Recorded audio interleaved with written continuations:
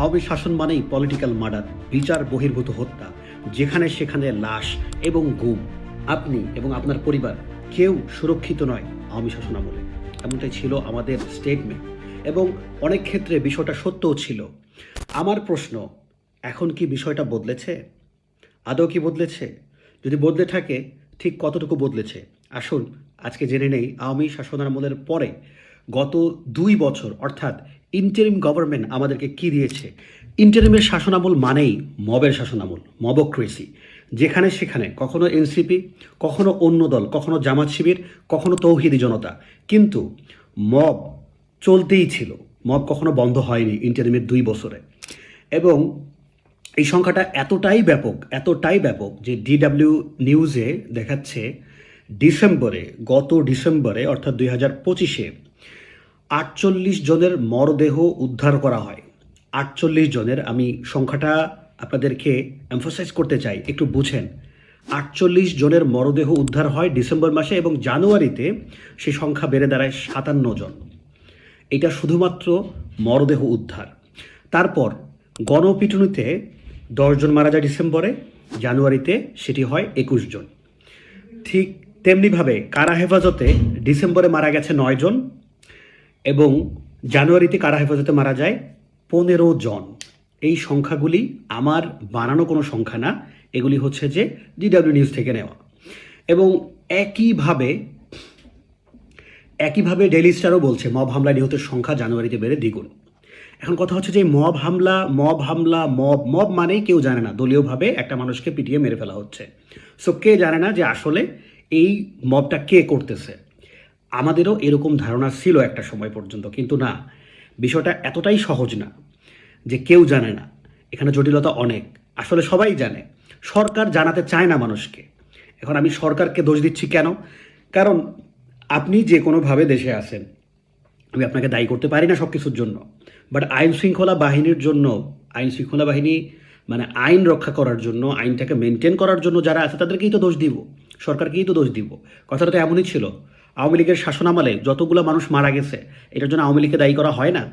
এবং এটাই তো উচিত, যেই সরকার থাকবে সেই সরকারকেই দায়ী করতে হবে। কিন্তু আশ্চর্যজনকভাবে জুলাই আন্দোলনের পরে যখন আমরা ধারণা করলাম যে এই যে আওয়ামী লীগ সরকারের দুঃশাসন থেকে আমরা বেঁচে যাব, তাই তো সবার মধ্যে একটা চিন্তা ছিল যে এই দুঃশাসন শুধুমাত্র আওয়ামী লীগের কারণে, একমাত্র দায়ীকে আওয়ামী লীগ।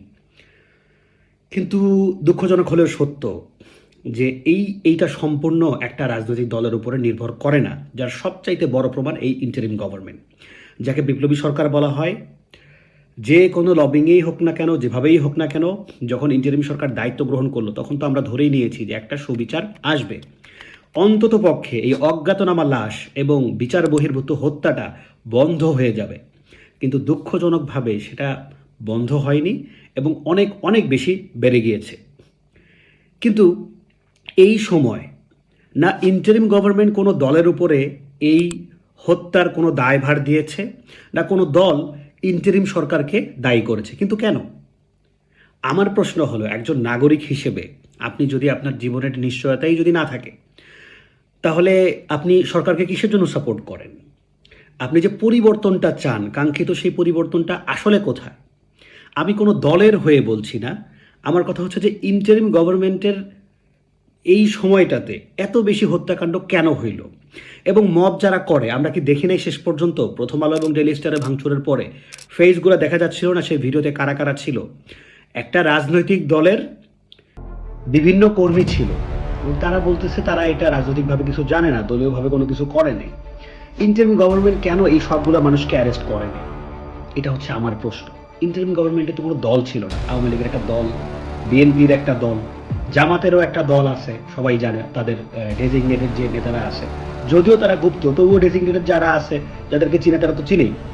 কিন্তু ইন্টারিমের তো কোনো দল ছিল না। ইন্টারিম কি স্বার্থে এই মানুষগুলোকে গ্রেফতার করলো না? যখন এই মব হয়েছে কেন গ্রেফতার করেনি? এটাকে কি বলতে চান? কোন দিক থেকে এই হত্যাগুলি বৈধতা পাচ্ছে আপনারা কি মনে করেন?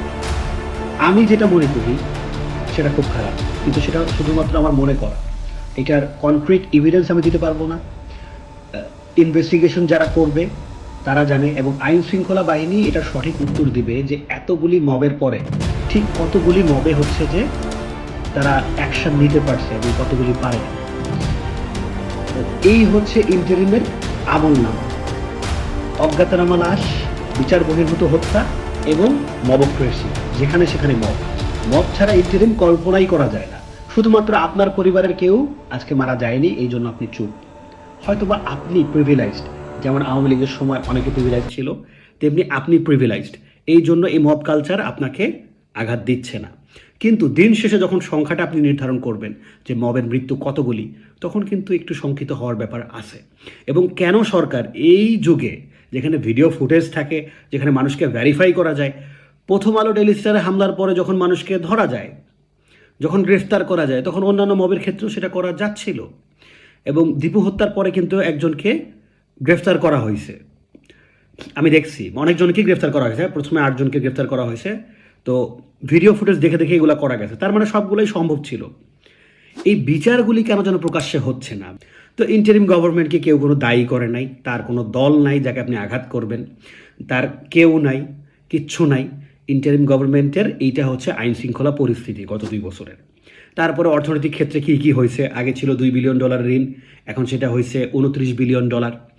তারপরে হচ্ছে যে ইন্ডিয়ার সাথে লেনদেন যা ছিল তার থেকে আরও বাড়ছে। এরকম আরও কী কী অবনতি হয়েছে, আরও কী কী হচ্ছে যে সমস্যা হয়েছে, সেটা আপনারা একটু খেয়াল করে দেখবেন যে আগের চেয়ে সমস্যাগুলি কমছে না বাড়ছে। এটাই সবচাইতে মানে চিন্তার বিষয় যে কেউ ইন্টারিম গভর্নমেন্টকে ধরতেছে না। যেমন আওয়ামী লীগকে জবাবদিহিতা করার জন্য বলা হয়, আওয়ামী লীগ সরকারের কাছে জবাব চাওয়া হয়, তাদেরকে খুনের আসামি বানানো হয়, যেমন অন্য দলের হয়। ইন্টারিম সরকারের কোনো বডিই নেই। মানে এটা কেমন হয়ে গেল না যে মানে এই ইন্টারিম গভর্নমেন্ট কাদের দিয়ে টিকে থাকলো? অ্যাবসলিউটলি জামাতকে দিয়ে, তাই না? এখন জামাতকে আপনি ধরতে পারতেছেন না, কারণ ইন্টারিম গভর্নমেন্ট ধরে নাই। এনসিপিকে দিয়ে, পরে দেখা গেল এনসিপি আসলে জামাত, একসাথেই তারা আসলে এখন চলতেছে। মানে আগেও ছিল পরিকল্পনা, ওইটাই ছিল যে নির্বাচনের পর পর্যন্ত তারা একসাথে থাকবে, কিন্তু নির্বাচনের পর পর্যন্ত যায় নাই। যখন একটু দেখলো যে তাদের জনপ্রিয়তা কমে গেছে, তখন একসাথে তারা মিলে গেছে। তো এখন এই জিনিসটাকে, মবটাকে ডক্টর ইউনূস সামাল দেয় নাই নাকি দিতে পারে নাই? কি মনে হয় আপনাদের যে উনি আসলে কি করছে? একজন নাগরিক হিসেবে সচেতনভাবে আপনার কি ভাবা উচিত না? আপনি তো কোনো অ্যাকশন নিতে পারবেন না, সরকার অ্যাকশন নিবে। কিন্তু সরকারকে চাপ দেওয়ার কাজটা কার? হাদির কথা মনে আছে, বলছিল যে আপনাকে কারা ভয় দেখায়, কারা আপনাকে কি বলে, কেন বলেন না, প্রকাশ্যে বলেন না। প্রধান উপদেষ্টা আপনাকে বলি, আপনার উপদেষ্টারা সারাক্ষণ জুজুর ভয় দেখায় না? আপনি কারে ডরান? তোরে যা আছে আপনারা যে বাধ্য করে তার কথা বইলে দেন না। এই কথাটা বলার কারণে হাদি এই দুনিয়াতে এখন নাই। এটা একটা টুইস্ট, এটা একটা টুইস্ট। আপনি দেখবেন যে যখন মানুষ বেশি সত্য কথা বলে, বেশি ভালো কথা বলে, বেশি ইফেক্টিভ কথাবার্তা বলে, তখন কেউ না কেউ তাকে সরিয়ে দিবে।